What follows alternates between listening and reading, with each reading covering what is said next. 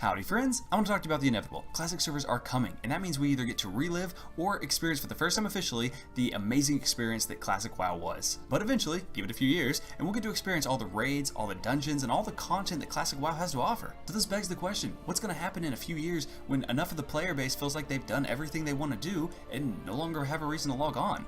What's going to happen when players feel like they're done? Say it ain't so, say you don't think it'll ever happen, but eventually, after every serious guild has farmed access out, and after everyone willing to work for it has gotten High Warlord or Grand Marshal, WoW servers are eventually going to run dry without new content.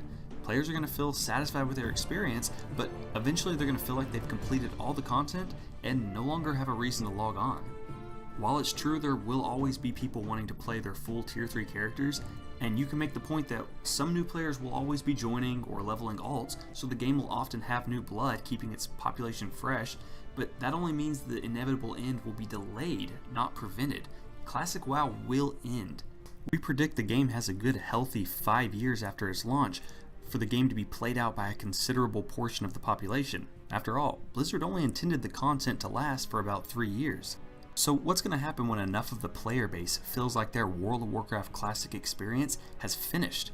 Well, how we see it, Blizzard has 4 options available before this end approaches. The first option available to Blizzard, and probably the easiest, is they can let the servers play out and end, and the community can die peacefully, thankful that we even got this experience, while always keeping 1 or 2 servers open for those few players that don't mind playing in a ghost town. This would be sad, but it would still mean Blizzard kept their promise to us, and it would still mean we got one last go at World of Warcraft Classic. The second option available to Blizzard is they could re-release the Burning Crusade. I think this idea would make a lot more people happy, because after all, more people experience WoW for the first time in Burning Crusade than they did in Vanilla. Blizzard could even do this without cutting off the Classic servers by letting players transfer over or even copy their characters from the Classic server onto the BC server.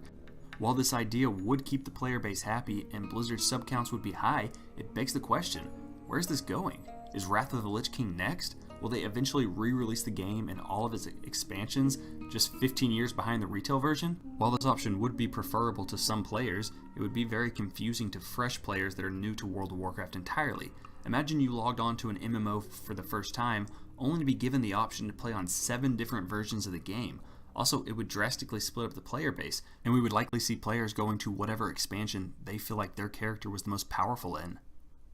Blizzard's third available option would be to release new content exclusively for Classic, maybe even the original content that they plan to release in Classic like Hellfire Peninsula, Hyjal Summit, and even the 40-man Karazhan. Blizzard could make this content available to players as patch 1.13 and continue the game as they had originally intended. While this option would be pretty interesting, it brings some major issues to the table as well.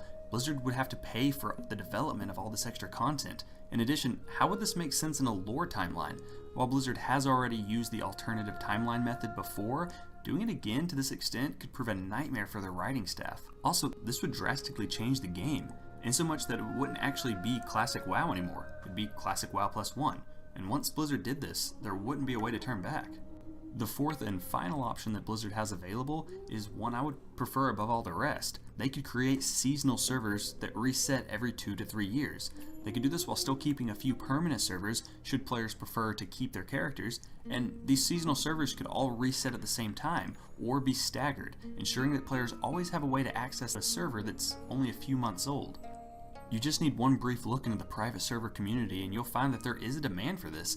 Fans of Classic WoW already enjoy doing this, hopping onto the latest fresh server where they can start all over with a new character, new players, and get a new experience. Blizzard could appeal to this crowd by making servers that restart every few years. Blizzard could even have the same approach they had with Diablo 3 and allow players to transfer their seasonal characters from the seasonal servers onto the permanent ones once the servers reset and start new. This way, players' characters wouldn't necessarily be lost once a server resets. This option also has the added benefit of keeping the game alive for a very long time, as there's always going to be fresh experiences available for fans that want to come back and experience it. In fact, I could see a loyal group of fans playing this game for as long as Blizzard is willing to run it. This would ensure that Classic WoW will be forever alive and unchanged. Overall, I see option 4 as being the best way to preserve Classic World of Warcraft forever. But only time will tell what Blizzard's intended long-term goal is for these servers. But hey, what did you think? Is there an option that I might have missed, or could Blizzard combine some of these options? Let us know in the comments, and other than that, I thank you for your time.